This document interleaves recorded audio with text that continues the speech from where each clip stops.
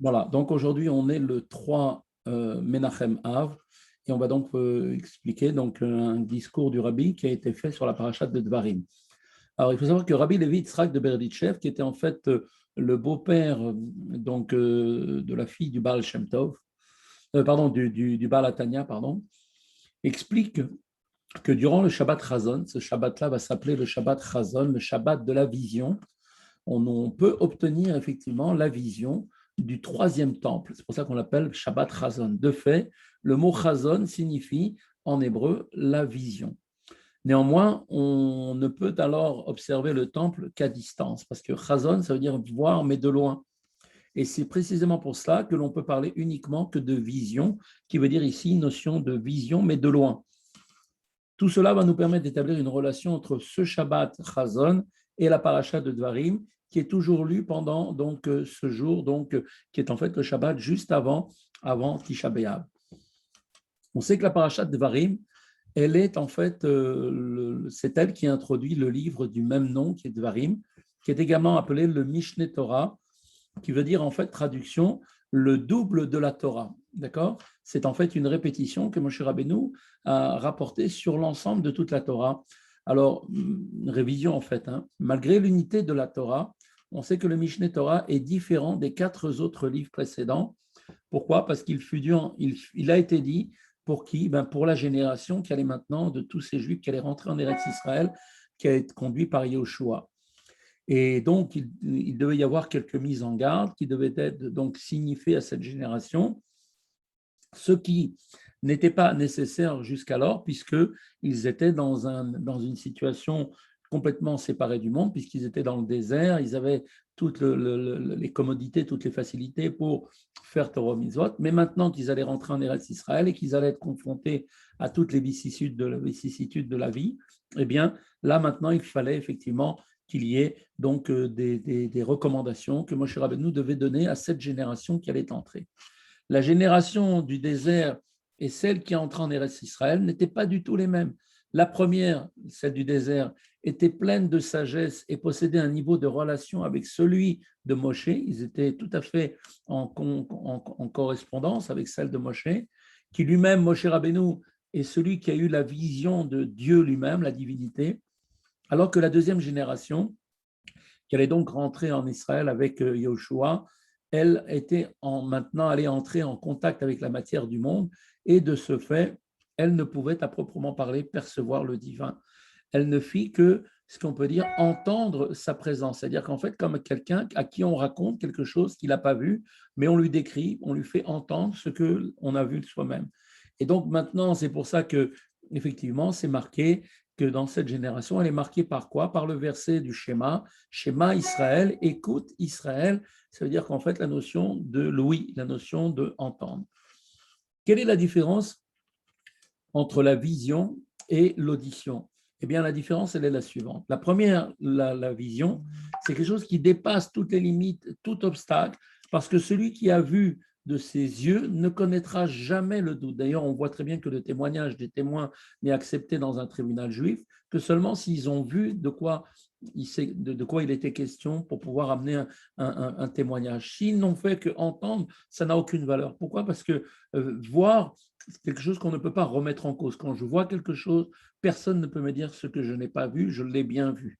Alors que entendre, on peut très bien me mettre dans le doute, mettre en cause, peut-être que je n'ai pas bien compris ou je n'ai pas bien entendu ce qu'on m'a dit. Mais voir, ça, personne ne peut remettre en cause cela. Donc on voit que celui qui a vu de ses yeux ne connaîtra jamais le doute. Ce qu'il a observé lui sera définitivement acquis.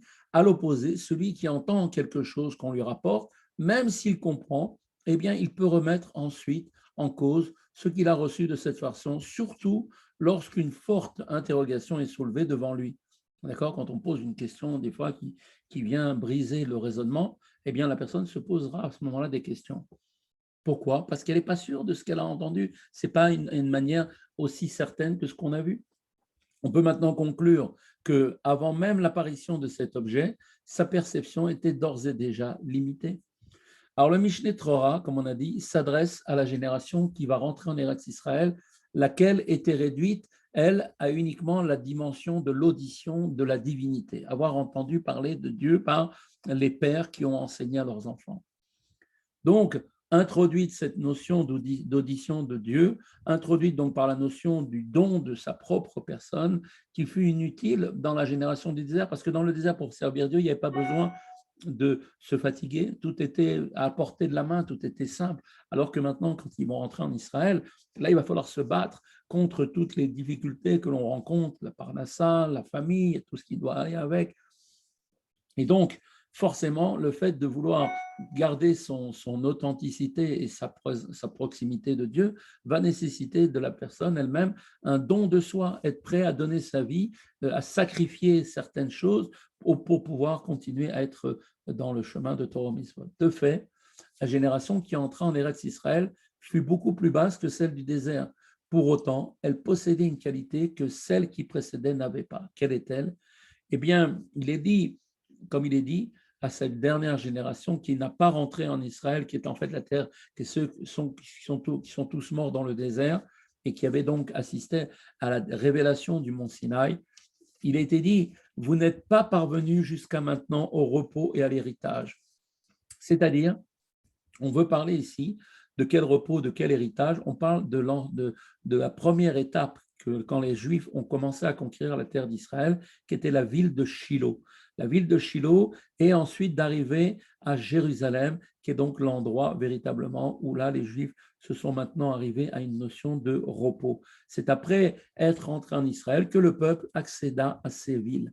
En effet, la chute que provoqua le contact renouvelé maintenant avec la matière leur permit précisément de réaliser la finalité ultime et de bâtir ce qu'on appelle le repos et l'héritage, qui est le Beth Amikdash.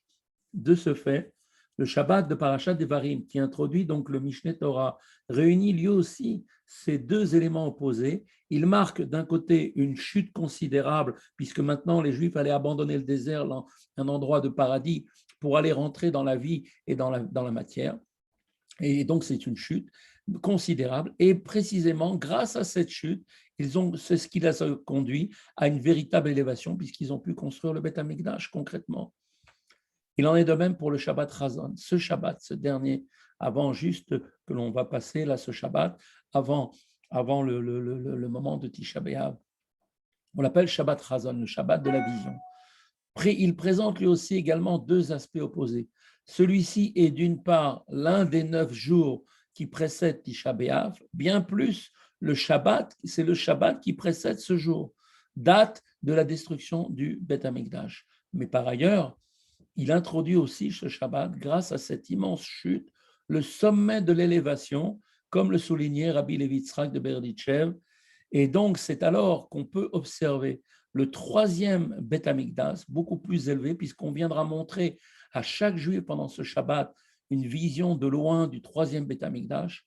Et donc, il sera beaucoup plus élevé que tous ceux qui l'ont précédé, le premier et deuxième Beth Amikdash, et qui, lui, ce Beth Amikdash-là, le troisième, sera bâti très bientôt de nos jours par l'intermédiaire de notre tzaddik, du tzaddik, le Mashiach Tzaddik. Voilà, Marco.